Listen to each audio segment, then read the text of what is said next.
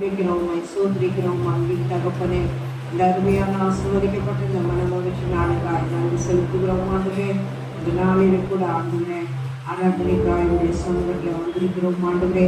தேவன் தாமே ஆண்டுவரே பாடங்களுக்காய் துதிகளுக்காய் ஆண்டுவரே தேவனுடைய வார்த்தைக்காய் ஆண்டுவரே திருவிருந்த ஆராதனைக்காய் எல்லாவற்றுக்காய் கலப்பு வருகிறோம். ஆண்டுவரே நாமம் மகிமைப்பட பரிசுத்தமாக்கி ஆண்டுவரே கிரியை செய்வடியாய் துதிக்கிறேன் ஆண்டுவரே. எல்லாவற்றிலும் தேவ பிரசன்ன மகிமை இறங்கி ஆளுகை செய்யும்படியாய் துதிக்கிறோம் ஆண்டுவே. பரிசுத்த ஆவியானவர் ஆண்டு கொண்டு ஆளுகை கிரியை செய்யும்படியாய் துதிக்கிறோம். தடைகள் எல்லாம் மாற்றி பரிசுத்த ஆவியானவர் கிரியை செய்வீராக ஆண்டுவே. அப்பாடல்களுக்காய் துதிக்கிறோம். தேவ வார்த்தைக்காக சோதரிக்கிறோம். தன்னுடைய மகிமை ஆளுகை செய்யும்படியாய் துதிக்கிறோம். தன்னுடைய நாம மகிமைப்படுத்தோம். இந்த நாள் எல்லா ஊழியர்களையும் கர்த்தர் ஆசீர்வதிப்பீராக. தேவனுடைய நாமத்தை மகிமைப்படுத்தி வழிநடத்தி ஆசீர்வதித்து பெரிய காரியங்களை செய்யும். இயேசுவின் நாமத்தில் ஜெபிக்கிறோம் எங்கள் ஜீவனுள்ள பிதாவே. ஆமென். ஸ்தோத்திரம் துதி பாத்திரம் உம்மையே என்றும் துதித்திடுவேன். ஸ்தோத்திரம் துதி பாத்திரம் உம்மையே என்றும் துதித்திடுவேன். ஆதியே என்னை தடுக்காத வழுவாமல் என்னை உமக்காக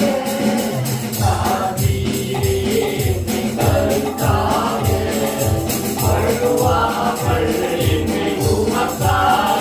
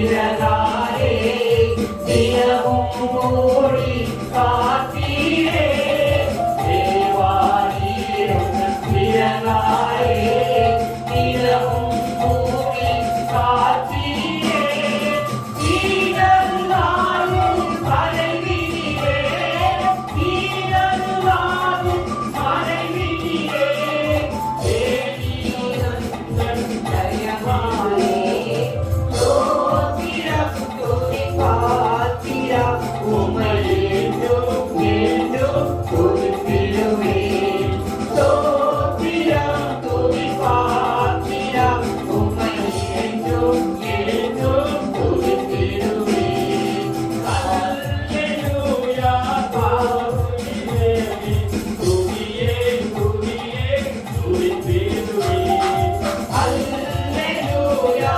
தோத்திரமே துதியே துதியே துதித்திடுவே அகில திருத்திகளும் துதிக்க அடிமை துதியாதிருப்பேனோ அகில திருத்திகளும் துதிக்க அடிமை துதியாதிருப்பேனோ அல்லோ பகலோ நித்தியமா அல்லோ பகலோ நித்தியமா அன்பே உமையே துதித்திடுவே தோத்திரம் துதி பாத்திரா உமையேண்டும் ஏண்டும் துதித்திடுவே தோத்திரம் துதி பாத்திரா உமையேண்டும் ஏண்டும் துதித்திடுவே காத்தீரே என்னை கருத்தாக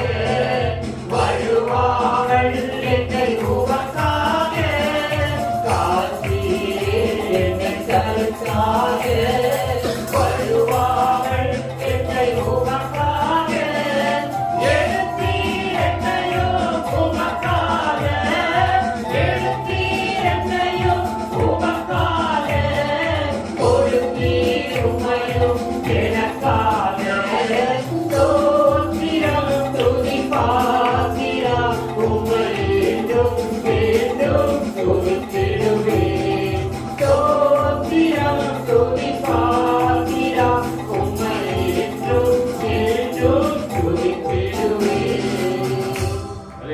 வாசம் செய்யும் ஆவியானவரே இந்நாளில் உஸ்திதம் போல் நடத்தி செல்லுமையா எங்களுக்குள்ளே வாசம் செய்யும் ஆவியானவரே இந்நாளில் உஸ்திதம் போல் நடத்தி செல்லுமையா ஆவியானவரே ஆவியானவரே பரிசுத்த ஆவியானவரே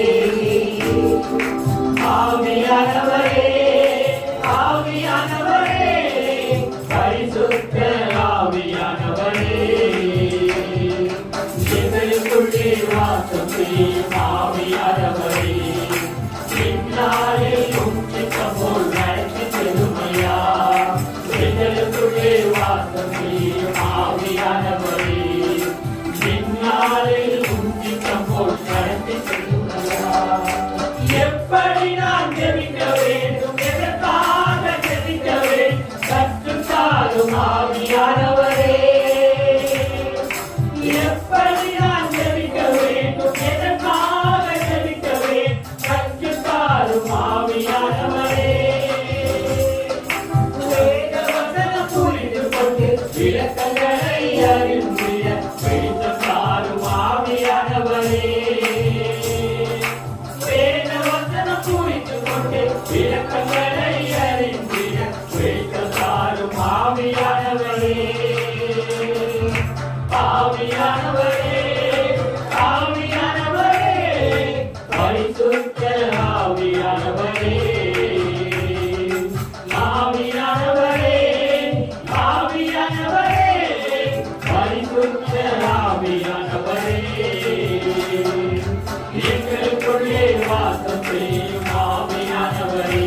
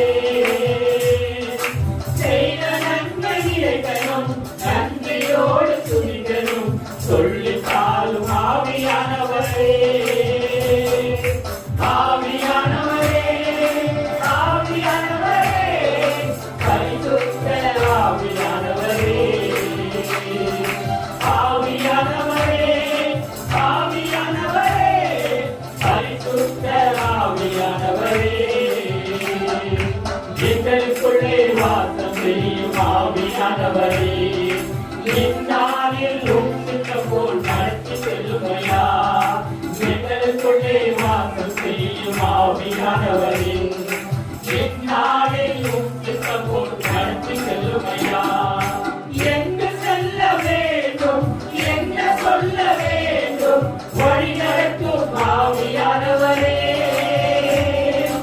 எங்கு செல்ல வேண்டும் என்ன சொல்ல வேண்டும் வழி நடத்தும் ஆவியானவரே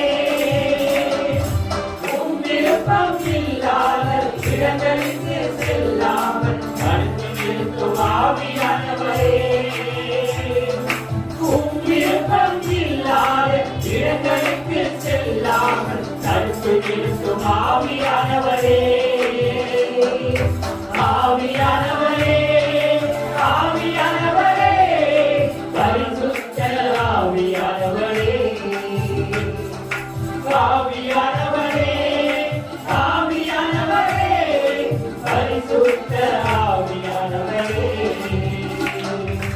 எங்களுக்குள்ளே வாசம் செய்யும் ஆவியானவரே இந்நாளே உம்மிடம் போல் நடத்தி செல்லுமையா எங்களுக்குள்ளே வாசம் செய்யும் ஆவியானவரே இந்நாளே உம்மிடம் போல் நடத்தி செல்லுமையா எதிரிகளின் சூழ்ச்சிகளை சாத்தானின் தீர்க்கங்களை எதிர்த்து நிற்க பலம் வேண்டுமே எதிரிகளின் சூழ்ச்சிகளை சாத்தானின் தீர்க்கங்களை எதிர்த்து நிற்க பலம் வேண்டுமே உடல் சோர்வு அசதிகள் பலவீனங்கள் நீக்கி உற்சாகத்தால் நிரப்ப வேண்டுமே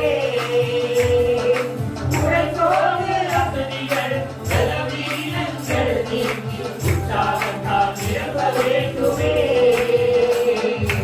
ஆவியானவரே ஆவியானவரே பரிசுத்த ஆவியானவரே ஆவியானவரே ஆவியானவரே பரிசுத்த ஆவியானவரே எங்களுக்குள்ளே வாசம் செய்யும் ஆவியானவரே இந்நாளில் உம்மிடம் போல் நடத்தி செல்லுமையா எங்களுக்குள்ளே வாசம் செய்யும் ஆவியானவரே இந்நாளில் உம்மிடம் போல் நடத்தி செல்லுமையா ஆவியானவரே ஆவியானவரே பரிசுத்த ஆவியானவரே ஆவியானவரே ஆவியானவரே பரிசுத்த ஆவியானவரே அல்லேலூயா ஆகாதது எதுவும் இல்லை உம்மால் ஆகாதது எதுவும் இல்லை அகிலம் கணக்கையும் உண்டாக்கி ஆளுகிறேன் அகிலம் கணக்கையும் உண்டாக்கி ஆளுகிறேன் ஆகாதது எதுவும் இல்லை உம்மால் ஆகாதது எதுவும் இல்லை ஆகாதது எதுவும் இல்லை உம்மால் ஆகாதது எதுவும் இல்லை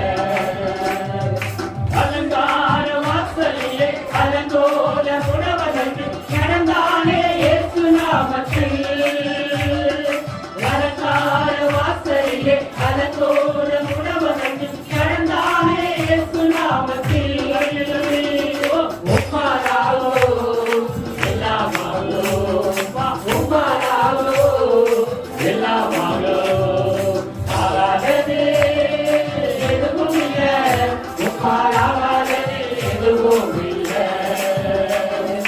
ஆகாதது எதுவும் இல்லை உம்மால் ஆகாதது எதுவும் இல்லை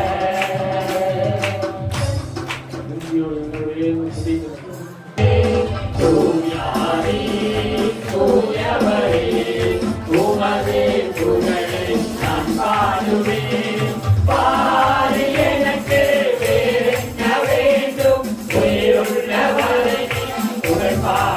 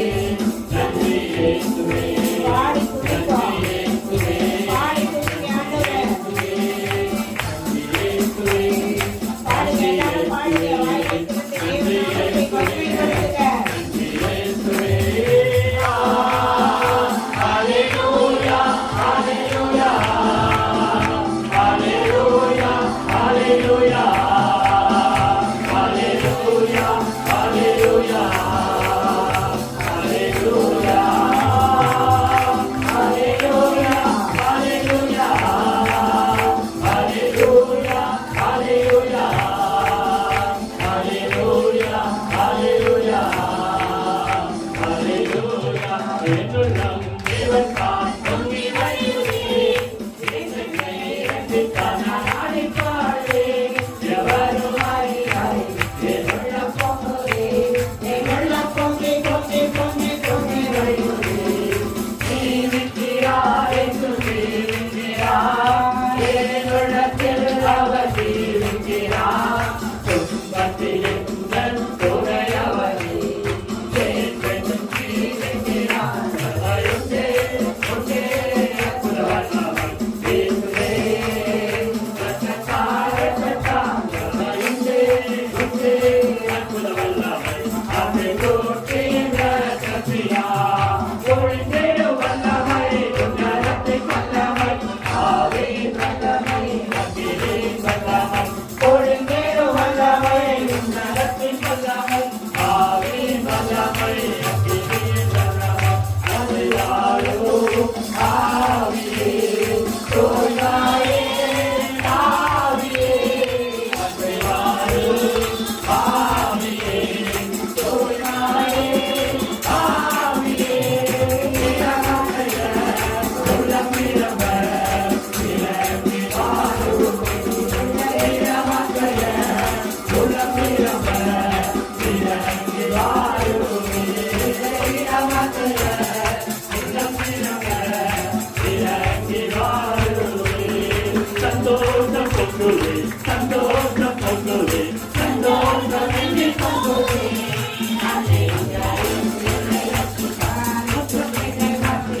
சந்தோஷம் என்னை பொங்குதே. வழி தப்பியாற்றினே. அவர் வழியை சுமந்தரவே. வழி தப்பியாற்றினே. அவர் வழியை சுமந்தரவே. அவரது குரலை அழைத்தது என்னை. அவரது குரலை அழைத்தது என்னை. அந்தரிகளாலில் என்ன பாவம் நீங்கிட்டேன். அந்தரிகளாலில் என்ன பாவம் நீங்கிட்டேன். சந்தோஷம் பொங்குதே, சந்தோஷம் பொங்குதே, சந்தோஷம் என்னை பொங்குதே. அல்லேலூயா, இயேசு என்னை ரட்சித்தார். என்னை காத்தினார். சந்தோஷம் என்னை பொங்குதே. ஐயா வாழ்க, வாழ்க, உம் நாமம் வாழ்க. ஐயா வாழ்க, வாழ்க, உம் நாமம் வாழ்க. எளிமையான எங்களை என்றும் நினைப்பவரே. எளிமையான எங்களை என்றும் நினைப்பவரே. ஒளிமயமே துணையாளரே. உள்ளத்தின் ஆளுநரே. எங்கள் ஒளிமயமே துணையாளரே. உள்ளத்தின் ஆளுநரே. ஐயா வாழ்க, வாழ்க, உம் நாமம் வாழ்க. ஐயா வாழ்க, வாழ்க, உம் நாமம் வாழ்க.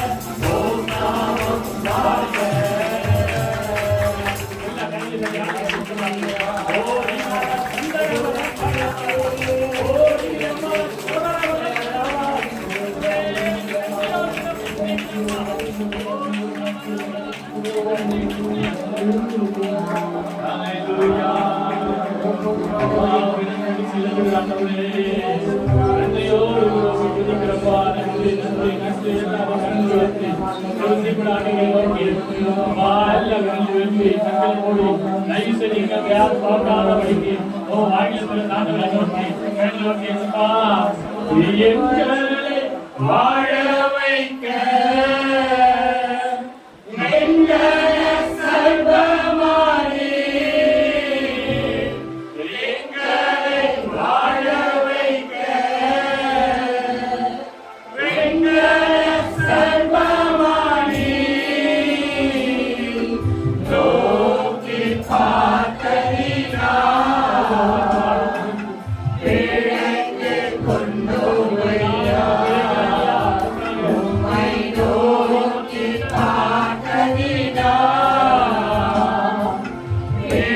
வைத்துக் கொண்டோமையா ஒப்புக் கொடுத்தீரையா உம்மையே எனக்காக உலகின் ரட்சகரே உன்னத பலியாக ஒப்புக் கொடுத்தீரையா உம்மையே எனக்காக உலகின் ரட்சகரே உன்னத பலியாக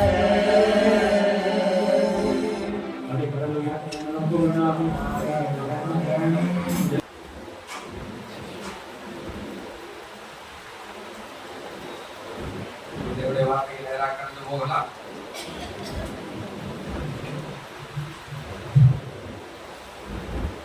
வாசிப்போம். யோசுவா 8ஆம் அதிகாரம் 1வது வசனம். நோக்கி நீ பயப்படாமலும் இரு.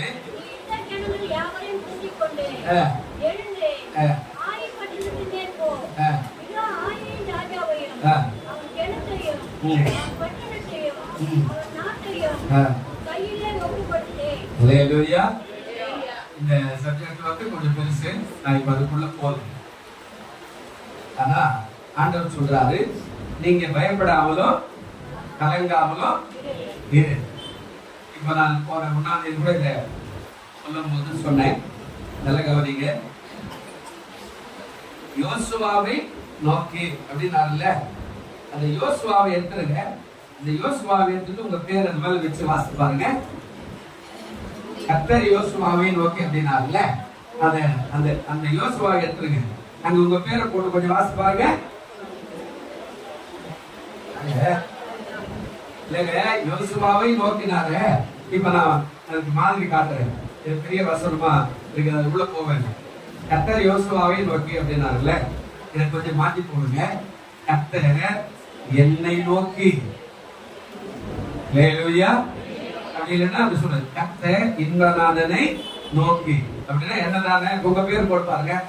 இந்த வசனத்தை வந்து கை வச்சு சொல்லுங்க, கர்த்தர் என்னை நோக்கி நீ பயப்படாமலும் கலங்காமலும் போதும். இப்போ ஆண்டவர் நம்மளை எப்பவுமே அப்படிதான் வச்சுக்கிறார். நீங்க ஜெபம் பண்ணும்போது இந்த வார்த்தை பிடிக்கும் போது டெய்லி ஜெபம் பண்ணும்போது இப்படிதான் ஜெபிக்கணும். ஆண்டவரே கர்த்தர் யோசுவான்னு சொன்னீங்களே, அந்த யோசுவா எடுத்தாங்க. கர்த்தர் என்னை, கர்த்தர் என் குடும்பத்தை, கர்த்தர் என் வேலையை, கர்த்தர் என் வியாபாரத்தை, கர்த்தருடைய பிரயாசத்தை, கர்த்தருடைய எல்லா கையின் பிரயாசத்தையும் நோக்கி பயப்படாமலும் கலங்காமலும் இரு. தம்பிமாருக்கு சொல்லுங்க, பயப்படாமலும் கலங்காமலும் இரு. அப்போ ஆண்டவர் சொல்றாரு, யாரையோ ஒருத்தரை கை காட்டுறதை விட நம்பி அழகா பேசுறாரு. அந்த யோசுவான்றதை எடுத்துட்டா நம்ம பேர் அங்க போட்டு பார்த்தீங்கன்னா நம்மளதான் சொல்றாரு, பயப்படாத மகளே, பயப்படாத மகனே அப்படின்னு சொல்றாரு. அப்ப பயன்றது உலகத்துல எல்லாருமே இருக்கிறார், சர்வசாதாரணமா வரும். 25 வருஷம் ஊழியம் செஞ்ச ஒருத்தர் திடீர்னு சுகர் அதிகமாயிட்டு அவரு, அதாவது காலில் வீக்க வந்து காலுடைய விரல் எடுத்தாங்க, விரல் எடுத்த பாதை எடுத்தாங்க, முட்டி வரைக்கும் எடுத்துட்டாங்க. அவர் போய் சொல்றாரு, நான் உலகத்துல வாழ மாட்டேன், எனக்கு பயமா இருக்குது, செத்துருவேன் நான் அப்படின்றாரு. இதெல்லாம் கவனிங்க. அப்ப எல்லாருக்குமே ஒரு பயம் இருக்குது. யாரையும் வந்துட்டா ஒரு பயம், என்ன ஆகுமோ இன்னும். அப்ப அந்த பலவீனத்தை மாற்றுவதற்கு கர்த்தர் இங்க சொல்றாரு, கர்த்தர் என்னை நோக்கி பயப்படாமலும் கலங்காமலும் இரு. பயப்பட வேண்டாம், கலங்க வேண்டாம், நான் இருக்கிற கூட, நான் உன்னை பாத்துக்கிறேன், நான் தானே உன்னை உருவாக்குனேன், நான் தானே உன்னை படைச்சேன், நான் தானே பூமிக்கு வர வச்சேன், நான் தானே உனக்கு பேர் வச்சேன், நான் தானே உன்னை வாழ வச்சேன், நான் தானே உனக்கு வயா கொடுத்துருக்கிறேன், நான் தானே உன்னை கல்யாணம் பண்ணி வச்சுக்கிறேன், நான் தானே உனக்கு பிள்ளைகளை கொடுத்துருக்கிறேன், நான் தானே இன்னார் என்று நான் அதாவது குடும்பமா உன்னை மாற்றி வச்சுக்கிறேன். அப்ப நீ ஏன் பயப்படுற? என்னை போதும் பாரு, நான் உன்னை நோக்கி பார்க்கிறேன். அல்லேலூயா. நாம அவரை நோக்கி பார்த்தா தான் அவர் நம்ம நோக்கி பார்ப்பார். நம்ம அவரை நோக்கி பார்க்கல அப்படின்னா அவர் கட்டாயம் நம்மளை பார்க்க மாட்டோம். கண்டிப்பா அதுதான் 121 சங்கீதம் 2வது வசனம் 1வது வசனம் அப்படிதானே சொல்லுதுங்க. இருக்குதா? 121 சங்கீதம் 1வது வசனம் இருக்குதா? எனக்கு ஒத்தாசை வரும் பர்வதங்களுக்கு நேராக என் கண்களை நான் என்ன செய்யறேன்? எனக்கு ஒத்தாசை பரலோகத்திலிருந்து தான் வருது, கடவுளிடத்துல இருந்து வருது. அந்த ஒட்டாசை வெறும் பருவதில்லையே என்னுடைய கண்களை நான் என்ன பண்றேன் தினந்தோறும். இரண்டாவது வசனம் சொல்றாரு, வானத்தையும் பூமியும் உண்டாக்கின கட்டடத்திலிருந்து எனக்கு என்ன வருது?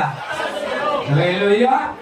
அவரு வானத்தையும் பூமியும் உண்டாக்கி வச்சுக்கிற அவர்களிடத்திலிருந்து தான் எனக்கு உதவி வரும். தலைவரத்துக்கான அதாவது சுகம் வரணுமா, அல்லது வேலைக்கான அதாவது கூலி வரணுமா, அல்லது அதாவது படிப்புக்கான வேலை வரணுமா, எதுவா இருந்தாலும் அவரை நான் நோக்கி பார்த்து கூப்பிட்டா அவர் எனக்கு ஒத்தாசையும் வானத்தையும் பூமியும் உண்டாக்கல அவரிடத்துல இருந்து எனக்கு அனுப்புறாரு. அதை நான் பெற்றுக்கொண்டா சுகமாய் வாழ்ந்துடுவேன். ஹல்லேலூயா.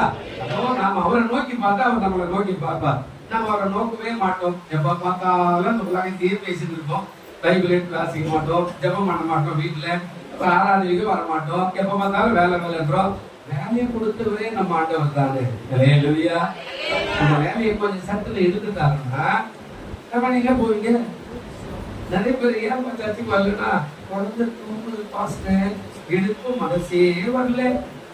குழந்தை வரதுக்கு முன்னாடி என்ன பண்ணுவோம்? பாஸ்டர் ஜெபம் பண்ணுங்க, கல்யாணம் ஆகி 3 வருஷம் ஆச்சு, எல்லாரும் கேக்குறாங்க ஜெபம் பண்ணுங்க, ஒரு பிள்ளை கொடுங்க, ஒரு பிள்ளை கொடு, ஏதோ ஒரு ஜெபம் பண்ணும், பிள்ளை கொடுத்துல. இப்போ சர்ச்சைக்கு வர்றதுக்கான தடை எங்க இருக்குது? எங்க இருக்குது? சாக்கு யார் மேல போட்டுருவான்? குழந்தை தூங்குது, குழந்தைக்கு உடம்பு சரியில்லைங்க அப்படின்றோம். இப்ப கல்யாணம் ஆரம்பிச்சீங்கள, கல்யாணம் ஆரம்பிச்சு ஏன்பா வரல அப்படின்னா, எங்க பாஸ்டர் இந்த வீட்டுக்கார அம்மா ஒண்ணு வந்தாங்கல்ல, இதை வாங்கிடுவா அதை வாங்கிடுவா. இப்ப அந்த அம்மா மேல சாக்கு போடுறோம். ஆதாமா தானே செஞ்சா, ஏண்டா பழத்தை பறிச்ச? நான் என்ன பண்ணுவேன்? நீ எனக்காக கொடுக்கப்பட்ட அந்த சகோதரி எனக்கு பழத்தை பறிச்சு சாப்பிட்டுட்டு நீ சாப்பிடுனா நான் மீற முடியல, நான் சாப்பிட்டுட்டேன். யோசிச்சு பாருங்க, அந்த அம்மா பேச்சு மீற முடியாது. அன்னைக்கு ஆதாமுக்கு ஏவாளுக்கு இந்த முறை வந்தா, இன்னைக்கு அதே மாதிரிதான். ஒரு கண்ணை காட்டினா அம்மா மார்க்க திரும்பி பார்த்தாக்கா ஆண்கள் அப்படியே மொத்தமே வேர்க்கணும். கேட்காது அப்படிதானே? இப்ப கூட இருக்குது. அன்னைக்கு அந்த ஆதாம் பாருங்க, சிக்கத்துக்கு நல்ல பழகு சாப்பிட்டா அவனுக்கு ரொம்ப ருசியா இருக்குதுங்க அப்படின்னா அவன் இது கத்தர் சொல்லலையே, இது கத்தர் சாப்பிட கூடாதுன்னு சொன்னாரு, நீ ஏன் இதை பறிச்சு அப்படின்னு கேட்கல. உடனே வாங்கி சாப்பிட்டா 2 பேரும் பாவம் பாயிட்டான். நீ கூட மனைவி சொல்றதா வந்துடும். எல்லா புருஷமாரும் இல்ல மாற்றமே இல்லை. அது 25 வயசு வாலிபலா இருக்கட்டும், இல்ல 35 வயசு வாலிபலா இருக்கட்டும், அல்ல 45 வயசு குடும்ப தலைவரா இருக்கட்டும், இல்ல 65 வயசு தாத்தாவா இருக்கட்டும், மனைவி சொல்லுதான் வந்துடும். ஆளுகிறவர்கள் யாருங்க? யாருங்க? நீங்க தான். ஹல்லேலூயா. நீங்க தான் அவங்க கண்ட்ரோல வச்சுக்கிறீங்க. அதே மாதிரி நீங்க தான் அவர்கள் ஆண்டவருடைய ஆன்மீகத்துல தள்ள வேண்டிய ஆளுங்களை யாருங்க? நீங்க தான். யோசிச்சு பாருங்க, புருஷன் இதை மட்டும் வச்சுக்கிறீங்க, நான் சொல்றதால நீ கேட்கும் போது அப்ப நாம சொல்றதே நீ கேட்கணும்னா சர்ச்சைக்கு வா அப்படின்றத நீங்க தான் செய்யணும். ஆண்டவர் சொல்றார், வானத்தையும் பூமியை உண்டாக்கின கட்டளத்தின் ஒட்டாசை வரும். இந்த உதவி அவர்கிட்ட தான். அவர் கொஞ்சம் நிறுத்துட்டாருன்னா நம்ம அப்புறமா பட்டப்படிக்கை ஆடுவோம். ஏன்டா வந்துச்சோ, நான் நல்லா தான் இருந்தேன், இந்த வியாதி எதுக்கு அந்த வியாதி எதுக்கு, இது மாதிரி எல்லாம் நம்ம சொல்ல ஆரம்பிச்சிருவோம். அதுக்கப்புறம் இதெல்லாம் வேண்டாம். எப்போதும் ஒரே நிலையில போவோம். கர்த்தர் நம்மளை ஆசீர்வதிப்பார். இப்ப நான் வேற ஒரு சப்ஜெக்ட் வர போகிறேன். பயப்படாதே, நீ அஞ்சாதே, அதாவது கலங்காதே, நீ முயற்சி கைவிடாதே. அஞ்சாதே அப்படின்னா அதாவது பயப்படாதுன்றாரு. கலங்காது அப்படின்னா முயற்சி கைவிடாதே. முயற்சின்றது விசுவாசம், நம்பிக்கை. இதை விடாது. எதுவா இருந்தாலும், என்ன வியாதி இருந்தாலும் முயற்சி கைவிடாது. விசுவாசமா போ, நான் உன்னை ஆசீர்வதிக்கிறேன். அதான் என்ன சொல்ற. இப்போ ஒரு பகுதியை நாம் திறப்பு. புதிய ஏற்பாட்டுக்கு மார்க் எழுதின சுவிசேஷம் 4ஆம் அதிகாரத்துக்கு நாம் திறந்து கொள்ளலாமே. ஒரு சம்பவமா அங்க இருக்கிற அதை நாம் தியானிக்க போகிறோம். அதுதான் இந்த நாளில நம்ம வெளிப்படுத்துற ஒரு வார்த்தையாக அது இருக்கிறது. அதாவது மார்க் 4ஆம் அதிகாரம். யாராவது நல்ல சத்தம் போட்டு வாசிக்கக்கூடியவங்களா இருந்தா மார்க் 4ஆம் அதிகாரம் 35 இருந்து 41 வசனம் வரையில கொஞ்சம் வாசிக்க பார்க்கலாம். 35 இருந்து 41 வரையில.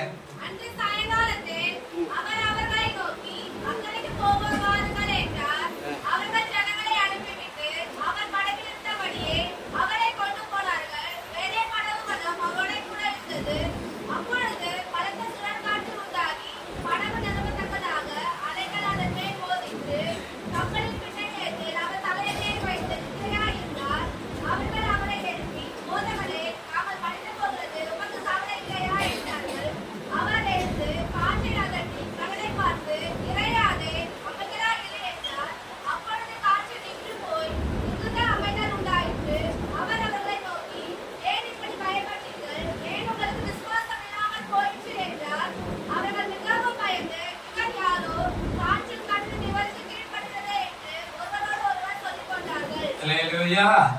ஆண்டவருடைய நாமத்துக்கு மகிமை உண்டாகட்டும். ஆண்டவர் சொல்றாரு, இவர் யாரோ, காற்றும் கடலும் இவருக்கு என்னவா இருக்குது? என்னவா இருக்குதுங்க? கீழ்ப்படுகிறது. இவர் யாரு? அப்போ ஆண்டவர் சொல்றாரு, இவர் யாரு? காற்று கடல் எல்லாமே இவர் கீழ்ப்படுகிறது அப்படின்றார். இப்போ அடுத்து உள்ள போகும். என்ன சொல்றாரு அப்படின்னா, இந்த பகுதி அதாவது புயலை அமர்த்துகிற ஒரு பகுதி என்று சொல்லப்படுகிறது. அதாவது புயலை அமர்த்துகிற ஒரு கார், அதாவது இன்னும் கடலுடைய கொந்தளிப்பை அமர்த்தி கொடுக்கிற ஒரு காரியம் வந்து இதுல தலைப்பு இருக்கிறது. என்னுடைய நாமத்துக்கு மகிமை உண்டாகட்டும். இங்க இதுல ஒரு நிறைய சம்பவம் இருக்கிற, இது எல்லாத்தையும் தியானம் பண்ண ரொம்ப நேரம் ஆகும். ஒரு 3 காரியத்தை மட்டும் இதுல நான் உங்களோட கூட பகிர்ந்து கொள்கிறேன். அதாவது என்ன நடக்குது அப்படின்னா, சீடர்களும் இவரும் படகுல ஏறி போறாங்க. இன்னொரு இடத்துக்கு போறாங்க ஊழியத்துக்காக. ஊழியத்துக்கு போகும்போது அங்க நடக்கிற சம்பவம் ஒரு சம்பவம் தான் புயல், கொந்தளி, அங்க நடக்கிறதான கார். இது எல்லாருக்குமே ஒரு புயல்னாவே பயம் வரதான் செய்யும், எல்லாருக்குமே இருக்கும். அந்த நேரத்துல தான் இந்த சம்பவங்கள் அதாவது நடக்கிறார். அதாவது என்ன அப்படின்னா, முயற்சிகள் தளர்ச்சி அடைகிறது, கண்டுவழிக்கிறான். இது 2-3 சுவிசேஷத்துல இருக்குது. ரொம்ப கஷ்டப்பட்டு இதை தியானிக்கிறோம். ஏன்னா இதுக்கு அதுக்கும் வித்தியாசம். இவங்க வேற எழுதிக்கிறாங்க, அவங்க வேற எழுதிக்கிறாங்க. அப்போ முயற்சிகள் தளர்ச்சி அடைகிற நேரம், தளர்ந்து போகும். சில நேரத்துல நம்ம எல்லாம் பிரயாசப்படுவோம், தளர்ந்து போயிடுவோம். விடப்பா இவங்க என்ன ஆகட்டும் அப்படின்றோம்ல. இப்போ எதிர்காத்து இவங்க போறாங்க, தண்டு வலிக்கிறாங்க. அந்த காலத்துல துடுப்பு போட்டு தான் போகணும். பெரிய லான்ச் இருக்கும், சின்னது இல்ல, கட்டு மரம். அவர் தலையாணி வச்சு படுக்கிற அளவுக்குன்னா கட்டாயம் கொஞ்சம் பெரிதான படகாத்தான் இருந்திருக்கணும். சாதாரணமா 3 கட்டை போட்டு ஒரு கட்டு மரம் காசு போனீங்கன்னா பார்க்கலாம். அதுல பெரிய ஒரு 5 கட்டை போட்டு ஒண்ணு இருக்கும். அதுல இன்னும் கொஞ்சம் பெருசா இருக்கிற ரப்பர் போட்டு ஒண்ணு வச்சிருப்பான். அதுல இன்னும் கொஞ்சம் போனா ஃபைபர் கொஞ்சம் போட்டு ஒண்ணு வச்சிருப்பான். அதுல இன்னும் கொஞ்சம் போனீங்கன்னா இரும்பும் மரமும் சேர்ந்துதான பெரிய லான்ச் மாதிரி ஒண்ணு வச்சிருப்பான். அதுல ஐஸ் கட்டி போட்டுக்கிறதுக்கு, மீனை குடிச்சு போடுறதுக்கான பழம் இருக்கும், அதுல குடிக்கிற தண்ணி இருக்கும், அவனுக்கான டாய்லெட் ஒன்று வச்சிருப்பான், அவன் தூங்குறதுக்கான ஒரு இடம் இருக்கும், பக்கத்துல சின்னதா இருக்கும், எல்லாமே கீழே மேல ரெடியா பண்ணி வச்சிருப்பான். ஒருவேளை அந்த மாதிரி அந்த காலத்துல ஏதாவது, ஏன்னா அவர் பின்னணியத்துல இன்னொரு இடத்துல சொல்றாரு, பின்னணியத்துல தலையணை வைத்து தூங்கி கொண்டிருந்தார் அப்படின்னு சொல்லுது. நம்ம தலைக்கணை வச்சு தூங்குற அளவுக்கு அது கொஞ்சம் பெருசா தான் இருந்திருக்கணும், ரொம்ப பெருசான்னு சொல்ல முடியாது. இப்ப துடுப்பு போட்டு வலிக்கிறாங்க. அந்த காலத்துல மிஷின் கிடையாது, இன்ஜின் கிடையாது. இப்ப துடுப்பு போட்டு பின்னாடி தவறா எதிர்காற்று அதிகம் வரும்போது ஷோல்டர் எல்லாம் வலிக்கும், பயங்கரமா வலிக்கும். நீங்க அந்த வேலையெல்லாம் செய்யும் போது அவங்கள பாத்தீங்கன்னா சாதாரண என்ன அவன் சரியா மீன் பிடிச்சிட்டு வரல அப்படின்னு சொல்லுவோம். ஆனா அந்த கடல் மேல போட்டு அந்த எதிர்காற்றுல அந்த துடுப்பு போட்டு இழுக்கும் போது இந்த ஷோல்டர் எல்லாம், இந்த பகுதியெல்லாம் அப்படியே சும்மா குடைந்து நிற்கும். ஆமா, நம்ம இந்த உலகத்துல இருக்கிற மாதிரி அவனுடைய அந்த காரியம் விவசாயிகளுக்கு எல்லாம் அந்த வேலை செய்வார், அதெல்லாம் இருக்கும். அவன் என்ன இருக்குன்னா, அவன் ஷோல்டர் எல்லாம் வலிக்க எதிர்காட்டுல போடுறான். எதிர்காட்டுலன்னா அதாவது இவர் படுத்திருக்கிறாரு, இந்த சீடர்கள் 12 பேர் இருக்கிறாங்க. இந்த 12 பேர் வச்சுக்கிட்டு இழுத்துட்டு போறதுன்னா 2 பேர் 2 பக்கம் போட்டா ரொம்ப கடுமையான போராட்டத்துல தான் அந்த படகு போகிறது. இப்போ அந்த படகு போற நேரத்துல ஒரு புயல் உருவாகுது. அந்த புயலை தான் இப்போ இங்க ஆண்டவர் சரிப்படுத்துற ஒரு காரியம். பெரிய மரம் நம்முடைய வாழ்க்கையில நாம கடுமையான போராட்டத்துக்கு மத்தியில வாழ்ந்து கொண்டிருக்கலாம். ஒருவேளை எந்த பக்கம் போனாலும் இருக்கிறது, எந்த பக்கம் போனாலும் எல்லாருமே என்ன ஒரு மாதிரியா பாக்குறாரு, எந்த பக்கம் போனாலும் எனக்கு எதிராணியாவே இருக்குது, எந்த பக்கம் போனாலும் நான் என்ன செஞ்சாலும் ஏற்கு மாறாவே இந்த காரியம் வாய்க்கிறது, கொஞ்சம் கூட ஏறலையே, ஜாதி ஏறினா முழசா இருக்குது அப்படின்ற உலகத்துல சொல்ற மாதிரி இப்படியாய் சூழ்நிலை இருக்கிறது.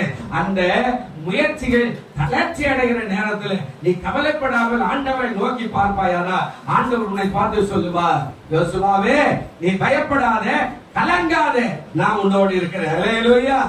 ஆண்டவர் சொல்ற அந்த வார்த்தை தான் இங்க நடக்கிற அந்த சூழ்நிலை வரும்போது முதலாவது ஒரு சம்பவம் நடக்கிற. என்ன அப்படின்னா, ஒரு கேள்வி கேட்கிறாங்க சீடர்கள். எல்லாம் கேட்கணும். இப்போ ஒரு சரணம் பாடுவோம், எல்லாருமே ஒரு சரணம் பாடுவோம். பிசாசின் சோதனை ஏறிட்டாலும் சொந்து போகாமல் செல்லவே. பாடுமா. பிசாசின் சோதனை ஏறிட்டாலும் சொந்து போகாமல் செல்லவே. உலகமும் பாவித்தமும் அழிந்திட்டாலும் மயங்கிடாமல் முன்னேறவே. உலகமும் பாவித்தமும் மயங்கிட்டாலும் மயங்கிடாமல் முன்னேறவே. போதுமே போதுமே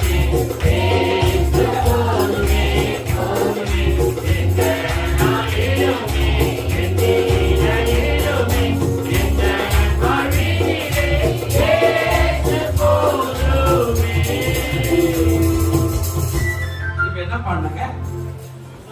இஸ்ரவேலின் சோதனை பெருகிட்டாலும் சோர்ந்திடாமல் முன்னே செல்லுவேன். இயேசு இப்போ உங்களுக்கு எல்லாம் ஒரு பெரிய வியாதி வந்துச்சு. இந்த பாட்டு வருமா? வருமா? வருமா தம்பி? இப்போ புயல்ல போராடுறவன் அவனுக்கு இந்த பாட்டு பாடி இயேசு போதுமே அப்படின்னு சொல்ல முடியுமா? சொல்ல முடியாது. இங்க கேள்வி ஒருத்தர் கேட்கிறா, சீடர்கள் கேட்கிறா. முதல்ல 1வது பகுதி, அதாவது சீடர்கள் கேள்வி கேட்டாங்க. என்ன கேள்வி அப்படின்னா, நடக்கிற சம்பவம் எல்லாம் பாத்தீங்கன்னா வாசிட்டுல இதெல்லாம் வேண்டாம். அது முக்கியமான கேள்வி மட்டும் நாம் பார்க்கிறோம். 38வது வசனம் வாசிக்கல. என்ன சொல்றாரு பாருங்க. கப்பலின் பெண்ணிதயத்தில் அவன் தலையில் வைத்து நித்திரையா இருந்தா அவர்களை எழுப்பி, போதகரே, நாங்கள் மடிந்து போகிறது உமக்கு. இப்ப யாருக்கிறா கூட? யார் கேட்கிறாங்க? நம்ம சொல்லி யாருக்கிறா? வானத்தையும் பூமியும் உண்டாக்கின கடவுள் எங்க இருக்கிறாரு? கூடவே தாக்குறாரு. இப்ப இவங்க பேசுற 2 வார்த்தை அங்க இருக்கிறது. அவர் நித்திரையா இருக்கிறாருன்னா இளைப்பாறு. எல்லாருக்கும் ஜெபம் பண்றாரு. எல்லாருக்குமே களைப்பு தான். அதாவது பகலெல்லாம் பிசாசு போடுறாரு, பகலெல்லாம் சுகமாக்குறாரு, பகலெல்லாம் வரவனுக்கெல்லாம் ஆலோசனை, பகலெல்லாம் பிரசங்கம் பண்றாரு, பகலெல்லாம் செய்யறாரு. இப்ப தேவகுமார் இல்ல, மனுஷகுமாரன். தேவடைய குமாரனா இருந்து மனுஷகுமார் அவதாரத்துக்கு வந்திருக்கிறாருன்னா மாம்சீகமான காரியம் இருக்குது இல்ல, டயர்டு இருக்கிறாரு செய்யும், நிச்சயமா இருக்கும். ஆமா. அப்போ அவங்க கொஞ்சம் நின்று அக்கறைக்கு போகணும். அக்கறைக்கு போனா அது 3 மைல் இருக்கும், 4 மைல் இருக்கும். கடல் மைல்ல 3 மைல் தூரம் அப்படி இருக்கும். அப்படின்னா அவர் அது வரைக்கும் கொஞ்சம் அப்படி படுக்கிறேன், நீங்க அக்கறைக்கு போங்கப்பா அப்படின்றார். கூட 4-5 படகு பின்னாடி வரும். சில பைபிள் அதை வாசித்தோம்னா அவரோடு கூட அவரை ஏற்றுக்கொண்டு போனாங்க. அவரோடு கூட பின்னாடி ஒரு 2-3 படகும் பின்னாடி வருது. அவங்களும் ஓட்டிட்டு வராங்க. நல்ல கவனிங்க. இப்ப அவங்க எழுப்புனது கூட தப்பு இல்லை. அவங்க கேட்ட கேள்வி என்ன கேட்டாங்க? என்னங்க? உமக்கு கவலை என்னத்துக்கு? நாங்கள் மடிந்து போகிறது உனக்கு. இந்த கேள்வியை பிரிவினை செய்கிற அளவுக்கு கேட்டுட்டாங்க சீடர்கள். நல்லா கவனிச்சு பாருங்க. ஆண்டவரை பிரிச்சு பார்த்துட்டா. இப்போ மடிந்து போறதா கப்பல் முழுங்குதுன்னா கட்டாயம் 2 பேரும் என்ன செய்யணும்? கடவுளும் சீசர்களை என்ன ஆகணும்? முழுங்கணும். ஆனா இவனுக்கு ஏன் அறிவில்லாத போயிடுச்சு? நம்ம கூட சில நேரத்துல ஆண்டவரே உங்க கண்ணு இருக்குது, ஆண்டவரே உங்க இது இருக்குது, ஆண்டவரே என்னைக்கு அப்படி விட்டுட்டு, ஆண்டவரே நான் என்ன பாவம் பண்ண, என்ன அநியாயம் பண்ண, நீர் என்ன கடவுளா அப்படி ஆகிட்ட நம்ம கேட்கிறோமே. இந்த கேள்வி அவனை அங்கேயே கேட்டா, நாங்க செத்து போறது உனக்கு கவலை இல்லையா? பாருங்க, பிரிவினை. நம்முடைய ஆண்டவர் எப்படிப்பட்டவர்? அந்த மார்க் 5:38 இவன் கேட்டா, அதாவது பிரித்து பேசினார்கள். எப்படி பிரித்து பேசுறா? கடவுள தனியா விட்டுட்டா. இப்ப இன்னும் அவர் என்ன தப்பிக்கிற மாதிரியும் நம்ம என்ன செத்து போற மாதிரியும் இவன் கேட்கிறான், நாங்க சாகிறது உங்களுக்கு கவலை இல்லையா? என்ன ஆண்டவரை தூங்கி இருக்கிற புயல் பாரு ஆண்டவரை கடுமையாடுகிறது, இந்த கடல் இப்படியா கொந்தளிக்குது, நாங்க செத்து போறோம், நீ என்ன தூங்கி இருக்கிற? சத்தமா சொல்லுங்க. தேவன் எப்போதும் கூடவே இருக்கிறார். பாட்டெல்லாம் பாடுறோம், சந்தோஷம் பொங்குது. இது ரொம்ப ஈஸி இல்ல, சந்தோஷம் பொங்குது. ஆனா பிரச்சனை வரும்போது இயேசுவை பிரிச்சுட்டு நாம இன்னும் பெரிய ஆள் மாதிரியும் அவர் இன்னும் சாதாரண ஆள் மாதிரியும் இந்த சீடர்கள் கேட்டா, நாங்கள் மடிந்து போகிறது உமக்கு. இந்த சீடர்களுக்கு கொஞ்சம் அறிவோடு கேட்டிருக்கணும். ஆண்டவரே, நாம 3 பேருமே அல்லது நம்ம மொத்த பேருமே நாம முழுகிடு போறோமே, நீ கவலை இல்லாத தூங்குறீன்னு கேட்டிருந்தா கூட ஒரு நியாயம். இப்ப இவங்க நேரம் போய், ஆண்டவரே நாங்க சாகர போறோம், நீ தான் கவலை இல்லாத தூங்கி இருக்கிறீங்களா கேட்கிறோமே. அப்போ இந்த கேள்விதான் ஆண்டவரை ரொம்ப வருத்தமடைய செய்தது. சங்கீதம் 78 40-42 வரைக்கும் போய் வாசிங்க. சங்கீதம் 78ஆம் சங்கீதம் 40வது வசனத்திலிருந்து 42வது வசனம். இயேசு யார் என்று பாருங்க.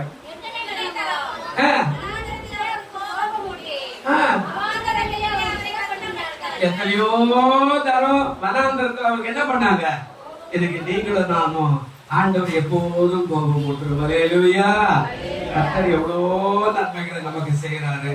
ஆனா நமக்கு அதையெல்லாம் சொல்றோம், முடியல பாஸ்டர், முடியல பிரதர், சர்ச்சை பக்கமே வர முடியல, எனக்கு நேரமே இல்லை அப்படின்றோம். சின்ன வியாதி கூட அவரை தூஷணமா பேசுகிற காரியம். எத்தனை தரமோ வனாந்தரத்துல அவருக்கு என்ன பண்ணிட்டாங்களா?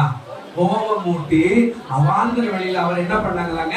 விசனம் அடைத்தினார்கள். இப்ப 41வது வசனம் என்ன சொல்றாரு பாருங்களேன்.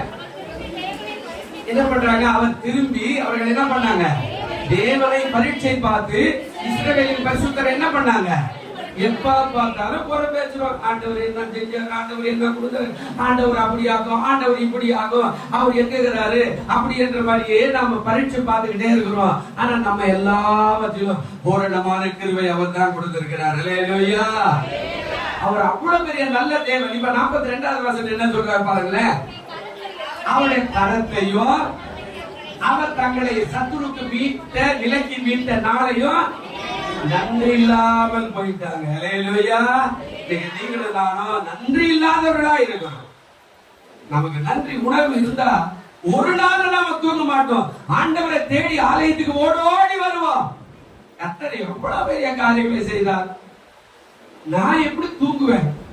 எனக்கு இவ்வளவு பெரிய காரியத்தை யோசிச்சு பாருங்க. ஒவ்வொருத்தருடைய வாழ்க்கையை நீங்க சாட்சி சொல்ல விட்டா இந்த நாள் பூரா சாட்சி சொல்லி இருப்பீங்க. ஒவ்வொருத்தருடைய வாழ்க்கையும் உங்களுக்கு செய்த நன்மைகள் ஏராளம் ஏராளம். அல்லேலூயா.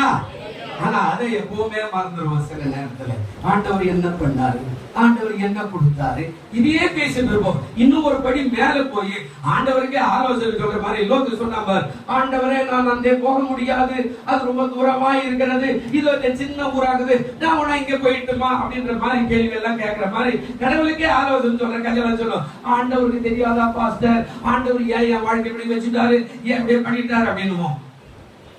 ஆனா இங்க நடக்குது பாருங்க, ரட்சிக்கப்பட்ட நம்ம மறந்து போயிட்டோம். அல்லேலூயா. 43வது வசனம் பாருங்க என்ன சொல்றாரு. அவர் எகிப்திலே நம்முடைய அடையாளங்களையும் சோபான் வழியிலே நம்முடைய அற்புதங்களை அவர் என்ன செய்தாரு, செய்தார். ஆனா நாம எல்லாமே மறந்துட்டோம். எப்ப பார்த்தாலும் அப்படியே இருக்கக்கூடாதுங்க. ஒவ்வொரு நாளும் நம்மை காக்கிறாரு, அதுவே பெரிய பாக்கியம் தான். அல்லேலூயா. போன தடவை அவர் சாட்சி சொன்ன 12 வயசு பையன் இந்த இடத்துல கட்டி வந்துட்டு இருந்தா அந்த குடும்பம் என்னவா இருக்கும்? +2 படிக்கலாம், பெரிய ஸ்கூல்ல சேர்த்து முந்து படிச்சு கட்டி வந்துடுச்சு. ஆனா அதை விட நாம நல்லா தான் இருக்கிறோம். அல்லேலூயா. பக்கத்துல கை பிடிச்சு சொல்லுங்க, கர்த்தர் உங்களுக்கும் எனக்கும் அப்படி சொல்லணும். அவங்க முகத்தை பார்த்து சொல்லணும், கர்த்தர் இல்லைன்னா இயேசு உங்களுக்கும் எனக்கும் செய்த நன்மைகள் ஏராளம், கடைசி வரையில அதை நினைவு கூறுவோம். அல்லேலூயா. கரங்களை தட்டுவோமா எல்லாரும்? நாம் இன்றைக்கு உலகத்தில் வாழ்கிறது அதிசயம் தாங்க. நிறைய மூன்றாம் மருந்துகள் தான் மூன்றாம், அறுவடைக்கு மருந்து போட்டுதான் இருக்கு. அதை சாப்பிட நாம ஜீவனோட இருந்தா கர்த்தர் நம்மளை பாதுகாத்தாரா இல்லையா? பாதுகாத்தாரா இல்லையாங்க?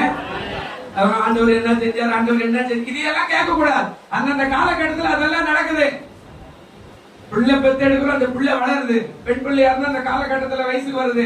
அதுக்கப்புறம் அதுக்கு படிப்பு, அதுக்கப்புறம் வேலை, அதுக்கப்புறம் வியாபாரம், அதுக்கப்புறம் அது கல்யாணம், அதுக்கு ஒரு பிள்ளை பிறகு எல்லாமே காலகட்டத்தோட கரெக்டா ஆண்டவர் செய்யறாரு.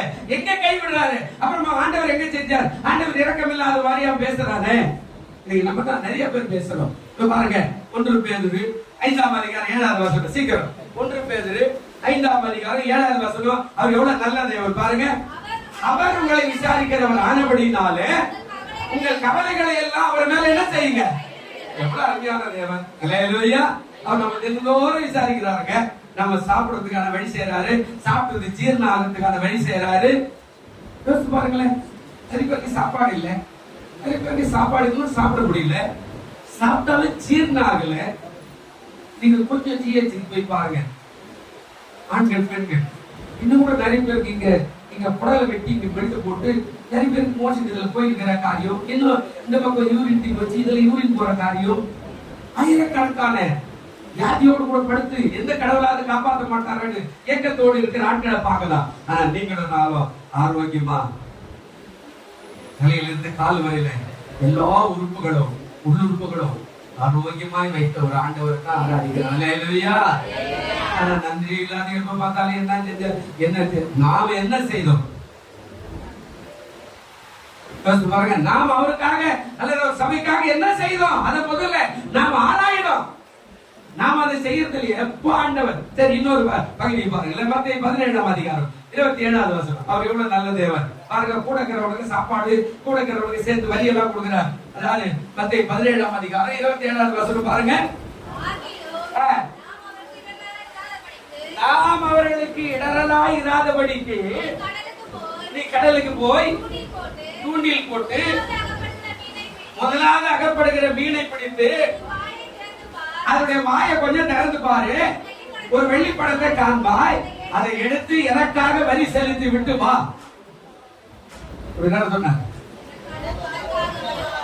அப்படியா சொன்னார்?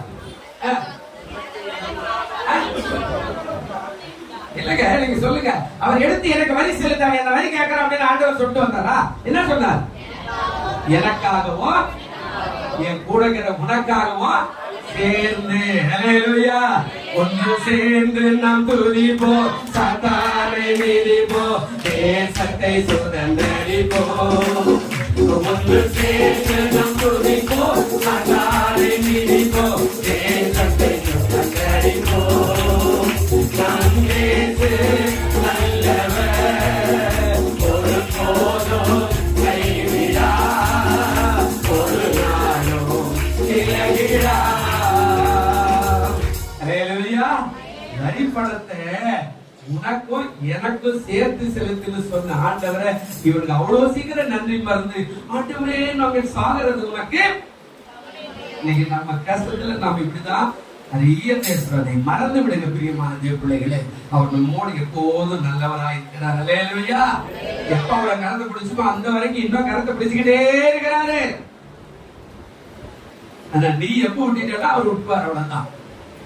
நிறைய பேர் அவர் கரத்தை விட்டுட்டு தான் அலைஞ்சிருக்கிறோம். அங்க சுத்துறோம், இங்க சுத்துறோம், இங்கடா போயிருக்கிறோம், அங்க போனேன், இங்க போனோம், ஞாயிற்றுக்கிழமை அந்த வேலைக்கு போனேன், இந்த வேலைக்கு போனோம், அங்க போனேன், இதெல்லாம் செய்யணும். நீ அதெல்லாம் இருக்கட்டும், திங்கட்கிழமை வேலை கிடைக்கட்டும், ஞாயிற்றுக்கிழமை தேவ சமூகத்தில் உட்காந்து ஆராதிச்சுவார். திங்கட்கிழமை அந்த 6 நாள் உனக்கு ஆசீர்வாதமான நாளாயிருக்கும். ஹல்லேலூயா.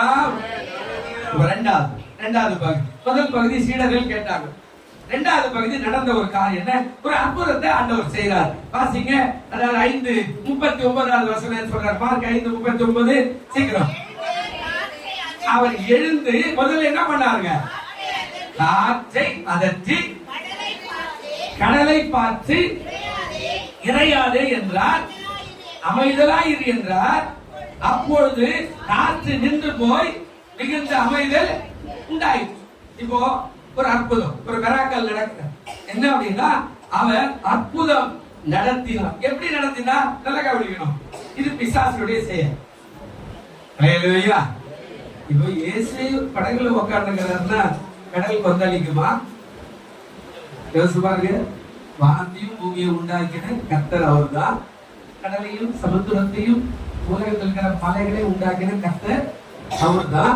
அவர் போறாருன்னா கடல் சாதாரணமா கொந்தளிக்குமா? பிசாசு. அவர் என்ன சொன்னாரு? ஆண்டவர் பேசினார். என்ன பேசினார்? என்ன விளையாட்டு இது? நான் யாரு? என்ன வச்சுக்கிட்டே நீ கடல் கொந்தளிக்கலாமா? இன்னொரு இடத்துல சொன்னார், நீ சும்மா இரு. ஹல்லேலூயா. பார்த்து சொன்னார், என்ன விளையாட்டு இது? நான் படகுல போகும்போது என்ன விளையாட்டு பண்ற? அவர் அந்த 39வது வசனம் பாத்தீங்கன்னா, அவர் எழுந்து முதலாவது சொன்னார், என் காற்றே அமைதியாயிரு.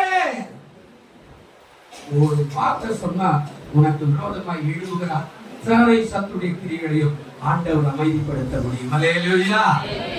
ஆனா நாம எப்படி இருக்கிறோம்? அவரை சார்ந்து இருக்கிறோமா? இன்னும் கீழே சொல்றாரு, இறையாதே. அப்படின்னா என்ன? கடலை பார்த்து சொன்னார், இறையாதே, அமைதியாய் மாறிவிட்டார். 39ஆம் சங்கீதம் ஒரு வசனம் மட்டும் வாசிங்க. நீங்க வசனத்தை வீட்டுக்கு வாசிங்க. சங்கீதம் 39ஆம் சங்கீதத்துல ஒரே ஒரு வசனத்தை மட்டும் நீங்க வாசிங்க. மற்ற வசனம் எல்லாம் நீங்க வீட்டுல போய் வாசிங்க. சங்கீதம் 29வது 29வது சங்கீதம் 39ல 29வது சங்கீதம். அதுல ஒரே ஒரு வார்த்தை மட்டும் நீங்க வாசிங்க. என்ன சொல்றாரு பாருங்க. அதாவது 5வது வசனம் என்ன சொல்லுது பாருங்களேன். கர்த்தருடைய சத்தம் கேதுரு மரங்களை முறிக்கிறது. கர்த்தர் லீபனோனின் கேதுரு மரங்களை என்ன செய்றாருங்க? அதுக்கு மேல 4வது வசனம் சொல்றாரு, கர்த்தருடைய சத்தம் வல்லமை உள்ளது. கர்த்தருடைய சத்தம் எப்படி இருக்குறாங்க? மகத்துவமானது. ஒரு சத்தம் பேசாதனா எல்லாமே அமைதியா இருக்கும். ஹல்லேலூயா. ஆனா நாம அவருக்கு பிரியமா இருந்தா இது நடக்கும். நாம செத்து போறீங்களா? ஆண்டவரே நாங்க செத்து போறோம், கவலை இல்லையா? ஏன் இந்த வியாதி? ஏன் இந்த பலவீனம்? ஏன் இந்த கஷ்டம்? ஏன் இந்த பாடு? இதெல்லாம் நாம பேசக்கூடாது. அதாவது சில நேரத்துல வரத்தான் செய்யும். ஆனா அவர் அதை நோக்கி பார்த்தார்னா எல்லாமே மாறிடும். அல்லேலூயா. இப்ப சங்கீதம் 39 33:9 வாசிங்க. இறையாதே அமைதியாயிரு. என்ன நடக்குது பாருங்களேன். 33வது சங்கீதம் 9வது வசனம். அவர் என்னங்க சொல்ல ஆகும், அவர் கட்டளையிட அவர் சொன்னார்னா போதுங்க, எல்லாமே நன்மையாய் மாறிடும். அல்லேலூயா.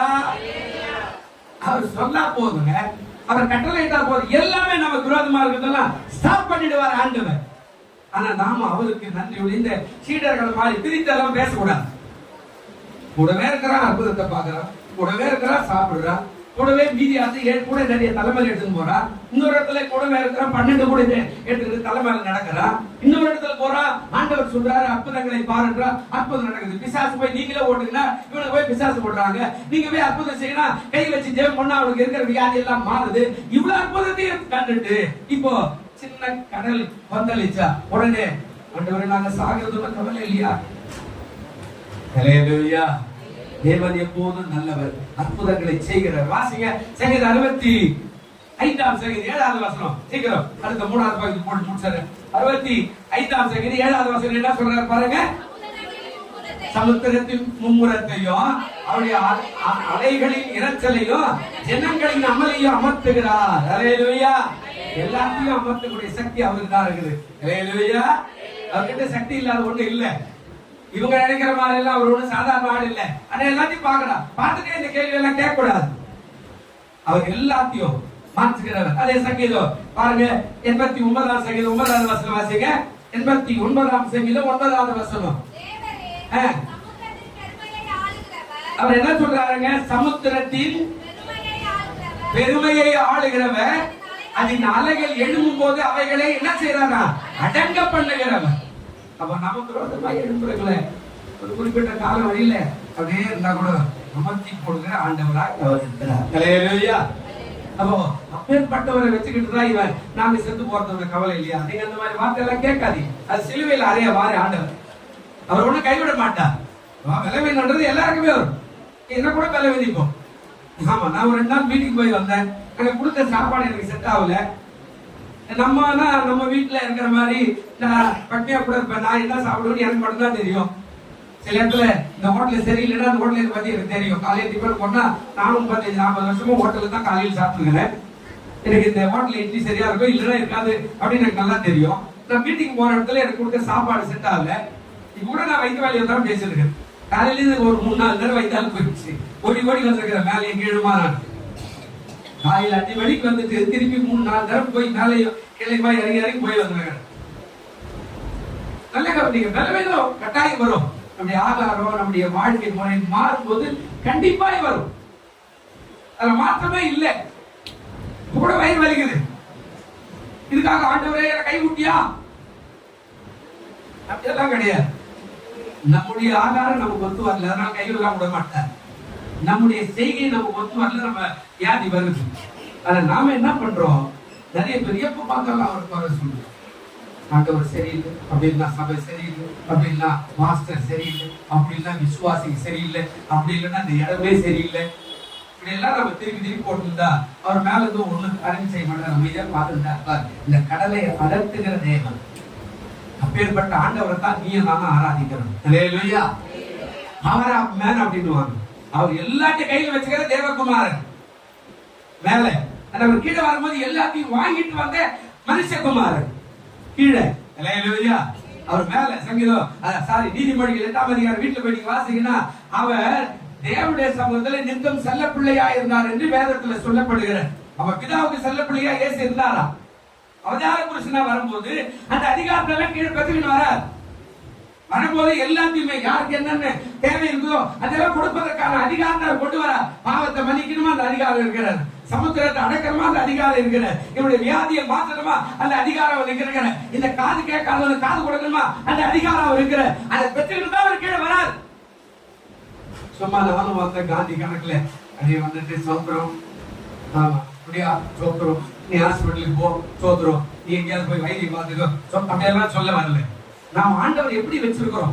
அவருடைய உள்ளத்துல சிறுமையாவே வச்சிருக்கிறோம். அவர் மனத்துக்கு உதவுறது மாதிரி நம்ம தான் எல்லாம் பெரிய ஆள் மாதிரி ஜாகிரதையா இருக்கணும். கொஞ்சம் ஒண்ணு இல்ல, தட்டி விட்டாருன்னு வச்சுக்குவாங்க. தட்டி விட்டாருன்னா மனுஷன் மக்கள் ஆகிடுவான். அவ்வளவுதான், ரோடோட சுத்தி இருப்பாங்க. நிறைய பேர் நீங்க பாருங்க, நம்ம இன்னும் பெரிய அறிவாளி மாதிரி அவர் ஒண்ணுத்துக்கு இல்லாத மாதிரி நம்ம அப்படிதான் நடத்தியது சில நேரத்தில். ஆண்டவர் அவர் எப்போதும் பெரியவர். அல்லேலூயா. நாம தான் சிறியவர். நம்ம அவர் தான் படைச்சிருக்கிறார். படைக்கு பெரிய அதிகார பவர் உள்ளவர் அவர் தான். அவர் நம்மளை ஏமாற்ற மாட்டார். அவர் நம்மளை ஒரு நாளை ஏமாற்ற மாட்டார். ஆனா நாமளே ஏமாத்துற மாதிரியே பேசிக்கூடாது. எச்சரிக்கையா இருக்கும், எச்சரிக்கையா இருக்கணும். தன்னுடைய நாமத்துக்கு மேற்கொண்டார். என்ன வண்டி விட்டுக்கிறாங்க வெளியே பாரு. ஆண்டவருடைய நாமத்துக்கு மேற்கொண்டார். நாம அவரை ஏமாற்றக்கூடாது. அது நமக்கு மிகவும் சிறுமையான ஒரு காரியமாய் மாறிடும். ஆண்டவருக்கு ஸ்தோத்திரம். அப்ப அவர் பவர் உள்ள ஆண்டவர். நாம ஆராதிக்கிறவர் யாருன்றது முதல்ல நமக்கு தெரியணும். அது தெரியாம ஆராதிச்சு அவர் கண்ணு இல்ல, காது இல்ல, மூக்கு இல்ல, அது இல்ல, அப்படி எல்லாம் கிடையாது. நாம என்ன பாதையில போறோமோ அந்த பாதையில நம்ம ஆசீர்வதிக்கிற கர்த்தர். அல்லேலூயா. சொல்லுங்க அல்லேலூயா. ஆமா, நீங்க நினைக்கிற மாதிரி அவர் கை விடுறதுக்காக சும்மா காந்தி கணக்கெல்லாம் போட்டு வச்சுட்டு நம்மள உட்கார வச்சுக்கலாம் கிடையாது. நமக்கு என்ன தேவையோ அதெல்லாம் வச்சுட்டு தான் நம்மள உருவாக்குறார். நான் இந்த திருவத்தூரை பார்க்கவே இல்லை. கடவுள் கூட கேட்டது திருவத்தூர்ன்ற ஒரு பேர் இருக்குதுன்றது சின்ன வயசுல கேட்டேன். சென்னை தான் தெரியும், ஆனா திருவச்சூர்ன்ற ஒரு ஊருக்கு இருக்கு எனக்கு தெரியவே இல்லை. நான் இந்த ஊர்ல வந்து இங்க ஊழியம் செய்வது கனவுல கூட கிடையாது. ஆனா எனக்கு இங்க எல்லாத்தையும் வச்சுட்டு தான் என்ன ஆண்டவர் அங்க உருவாக்குற. பட்டி தொட்டில ஏதோ ஒரு பஸ் இல்லாத ஊர்ல பட்டிக்காடுங்கிற ஊர்ல இருந்து உருவாக்கி என்ன அங்க நின்று வர. இதுக்கு நான் பட்ட பாடு, நான் கொடுத்த விலைக்காக ஏறாது. 8 வருஷம் நான் படுத்த படிக்க குழந்தை மாதிரி தலையில இருந்து கால வரல பிஏ மூத்தரன் சொல்ற மாதிரி நான் பட்ட பாடு கொஞ்சம் நெஞ்சு இல்ல. அதுல இருந்து எனக்கு ஜீவனை கொடுத்து நீ தான் வரணும், நீ தான் எஸ்பி கோயில் தெருவுல உனக்கு ஒரு இடம் வச்சுக்கிற, இங்க ஒரு இடம் இருக்குது, நீ தான் வந்து இங்க உட்காந்து ஊழியம் செய்யணும் எனக்காக அப்படின்னு அங்கிருந்து என்னை தட்டி பாண்டிச்சேரிக்கு போய் ஊரெல்லாம் சுத்தி தமிழ்நாடெல்லாம் போய் ஆண்டவரை பத்தி சாட்சி சொல்லிட்டு எல்லாத்தையும் முடிச்சுட்டு அங்கிருந்து இழுத்து வந்து நேரா கொண்டு வந்து இதுதான் நீ இருக்க வேண்டிய இடம் அப்படின்னு நீங்க தட்டி உட்கார வச்சுட்டார். நம்ம ஒவ்வொருத்தருக்கும் ஒரு வாழக்கூடிய வழியும் வாழக்கூடிய இடமும் வாழ்க்கைக்கான துணையும் வாழ்க்கைக்கான வேலையும், அதாவது நம்முடைய அறிவு சார்ந்த எல்லா காரியத்தையும் நீ எங்க படிக்கணும், என்ன செய்யணும், எல்லாத்தையும் அவர் சரி பண்ணிட்டு தான் நம்மளையே உருவாக்கி வச்சிருக்கிறார். அல்லேலூயா. நாம வந்து ஒண்ணு கடவுளையே போறேன், தாய் தகப்பன போறேன். கடவுள் ஒன்னாலும் கெட்டவர் கிடையாதுங்க. நாம கெட்டவரால் மாறும்போது அவர் கெட்டவர். அல்லேலூயா. நான் எனக்கு வேண்டாம் அந்த வேலை போயா அப்படின்னு நான் போயிட்டுனா நான் ஆண்டவருக்கு வியோஜனம் இல்லாத பாத்திரம் ஆயிடும். அவ்வளவுதான். அதுக்கப்புறம் ஆண்டவர் என்ன விட்டுட்டாலும் அது ஒண்ணுமே பண்ண முடியாது. நான் நன்றி உள்ளவனா இருக்கிறேன். அல்லேலூயா. இது கொஞ்சம் பலன் இருந்தா கூட நான் ஒண்டியா போராடுறேன்.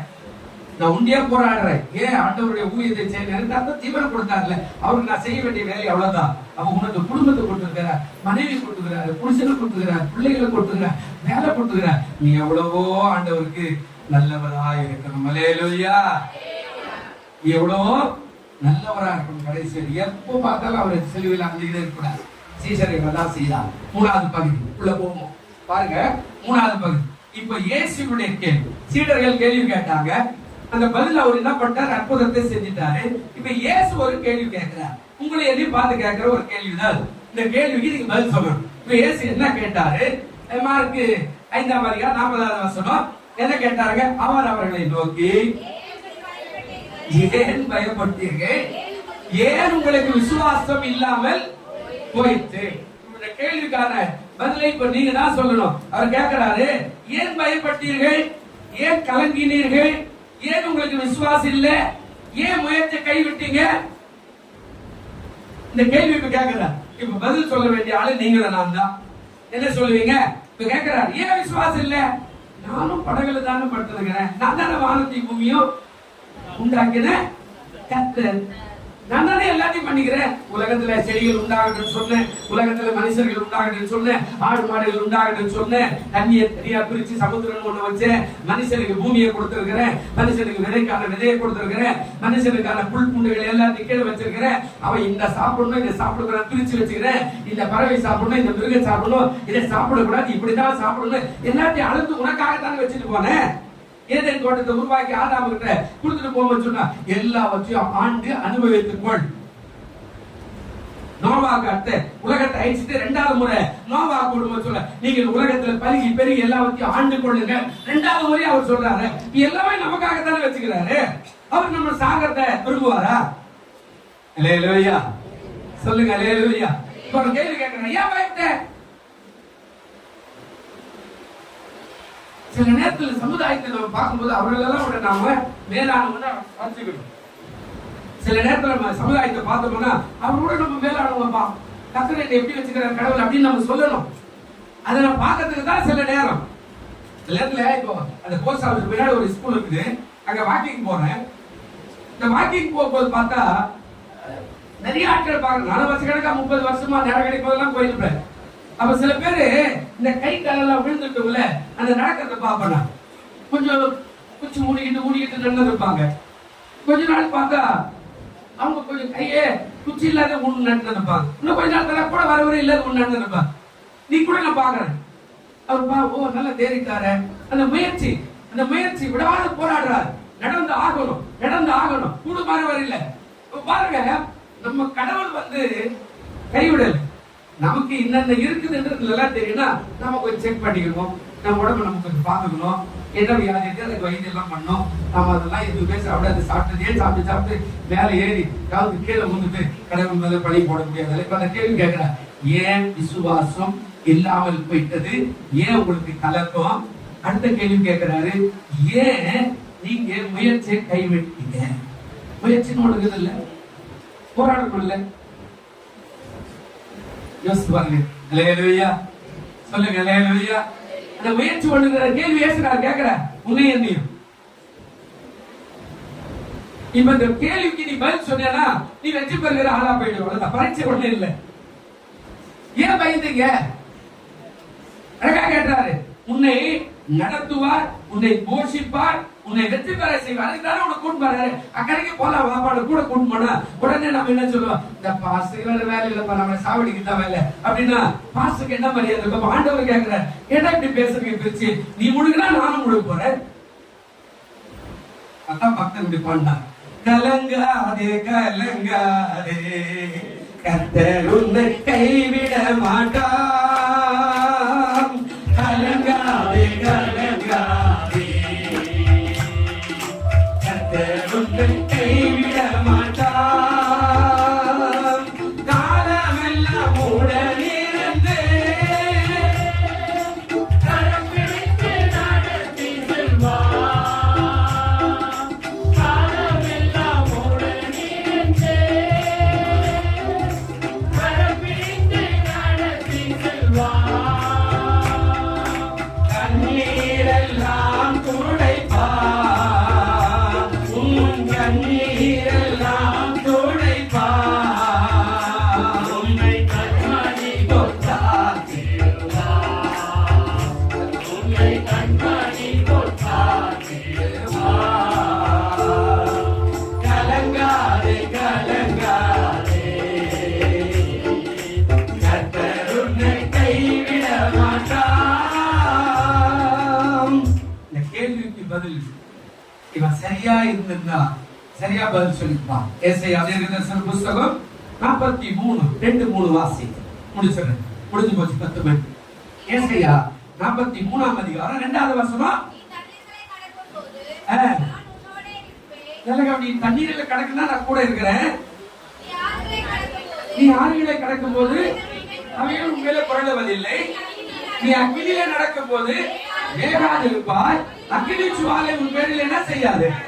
வாக்கே அதுதானங்க. 3வது வசனம் என்ன சொன்னாருங்க? நான் இஸ்ரவேலின் பரிசுத்தரும் உன் ரட்சகரமாய் இருக்கிற உன் தேவனாகிய கர்த்தர் உன்னை மீட்டும் பொருளாக எகிப்திய உனக்கு ஈடாக எத்தியோப்பியாவை நான் எல்லாத்தையும் நான் கொடுத்துதானே உன்னை மீட்டு வந்திருக்கிறேன். இப்ப நான் எப்படி உன்னை கைவிடுவேன்? பிரியமான தேவ பிள்ளைகள், ஆண்டவர் ஒரு நாளைக்கு நம்ம ஒரு சாக்கு போட்டுக்கின்னு கதையெல்லாம் சொன்னார். ஆமா, நம்மள ஒரு சாக்கு. ஏன் சர்ச்சைக்கு வரல? நான் ஒண்ணு சரியில்லை. வாங்க சபைக்கு வந்தா விசுவாசி மேல எல்லாம் போராட்டம் பண்ணி சர்ச்சைக்கெல்லாம் வராதுன்னு கூட இது நிறைய பேர் உலகத்துல எப்படி இருக்குன்னா முன்னாடியே ஆண்டவர் சொல்லிட்டு போய்கிறார். இப்படி எல்லாம் நம்ம ஆசீர்வதிப்பேன் அப்படின்னா அதன்படி நடக்கக்கூடிய காரியத்தை நீயே நானும் செஞ்சா தண்ணீர்கள் நம்ம ஒண்ணும் செய்யாது. ஹல்லேலூயா. இதுக்கு மேலதான் இவர் நடக்கிறார், கூட ஆண்டவர் இருக்கிறாரு. இவர் போனாதான் நம்ம போகன்றது அறிவு கூட இல்லாம நாங்கள் சாகிறது உள்ள கவலை இல்லைன்னு கேட்டாரு. அந்த கேள்விக்கு தான் ஆண்டவருக்கு பதில் சொன்னார். என்ன, ஏன் உனக்கு விசுவாசம் இல்ல? இத்தனை வருஷமா பாடுற, இத்தனை வருஷமா ஆடுற, இப்ப இந்த லட்டுக்கு வருவோம். இந்த லட்டு இப்ப போய் சாப்பிடணும்னு கேட்டா லட்டு அப்படி எல்லாம் ஒண்ணுமே தெரியலங்க. நானும் லட்சக்கணக்கான லட்டு வாங்கி சாப்பிட்டுதாங்கிறேன். அதெல்லாம் ஒண்ணுமே இல்லை. இந்த கலப்படத்துக்கு வித்தியாசம் நல்ல கவனிக்கணும். இந்த கொழுப்பெல்லாம் சேர்த்துட்டா எடுத்த உடனே மிஸ் கையில் கொடுக்கும். அறிவு நிறைய வரணும். அப்போ நம்ம வாழ்க்கையில முன்னேறி போறதுக்கு பல தடைகள் வர மாதிரி இவங்க கேட்கிறாங்க, ஏன்டா உங்களுக்கு விசுவாசம் இல்ல? கூட கேட்கறல்ல, அவங்க அரசியலுக்கு செஞ்ச மாதிரி நம்ம கூட கடவுளே உனக்கு கண்ண இல்லையா, நீ என்ன விட்டுட்டியா, அதெல்லாம் கிடையாது. ஒரு அம்மா பிள்ளை பிறந்ததுன்னா எப்படிமா ஆம்பளை பிள்ளையா போனது ரொம்ப சந்தோஷம்.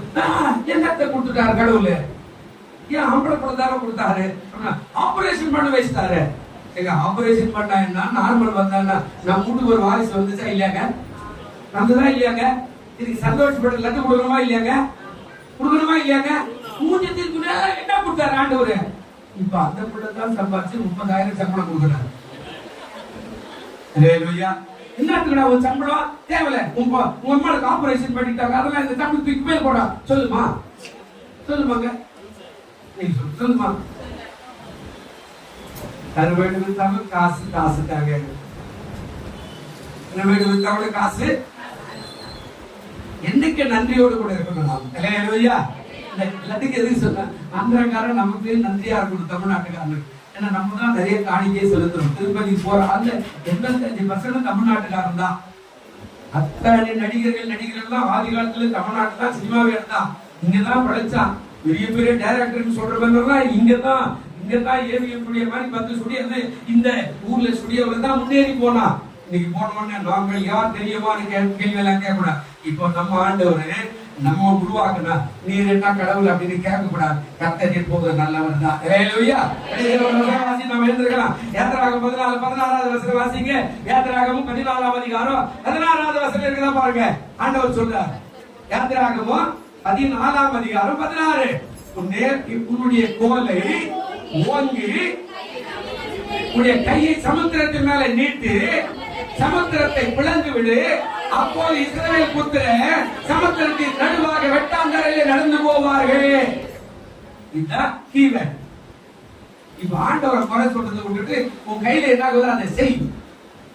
ஆமா, நான் அடிக்கடி சொல்றேன், உங்களுக்கு வேலை இல்லையா, பிள்ளைக்கு சபைக்கு அனுப்புங்க, மொத்தத்தையும் கிளீன் பண்ண சொல்லுங்க. 3வது மாசத்துலயே வேலை கிடைச்சிடும். உன் கடன் எல்லாம் மாறணுமா, நீ ஒழுங்கா ஒரு 3-4 மாசம் தசம்பாக கொடு, உன் கடன் எல்லாம் மாறிடும்.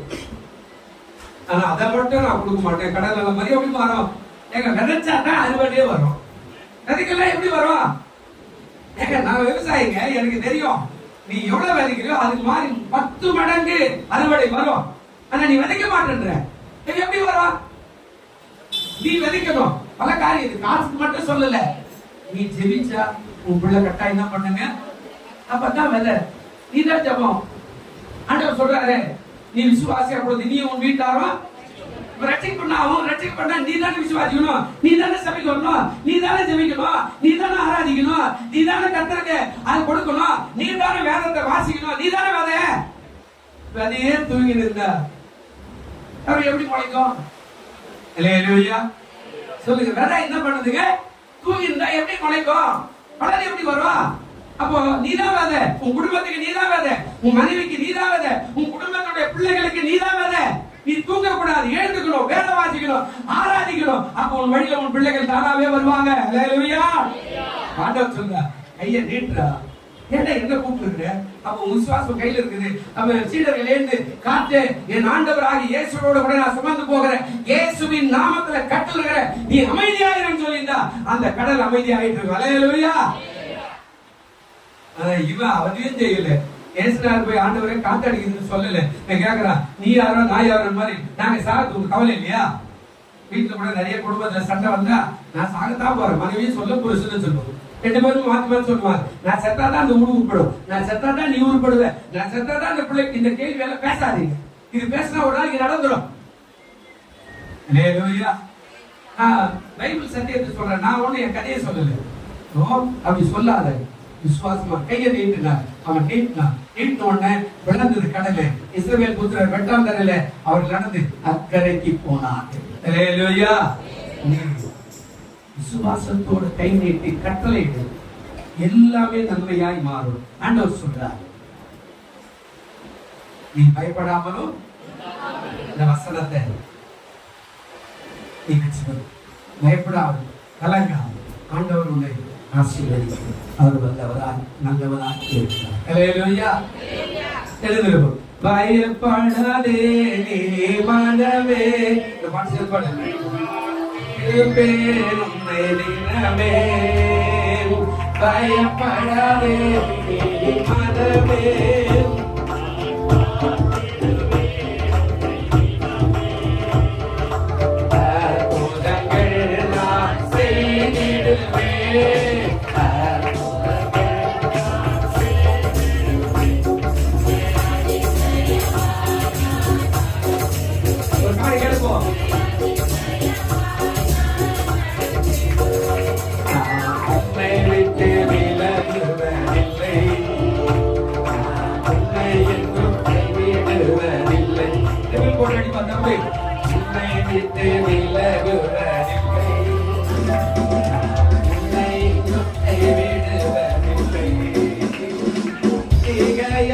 கலங்காதே மனமே.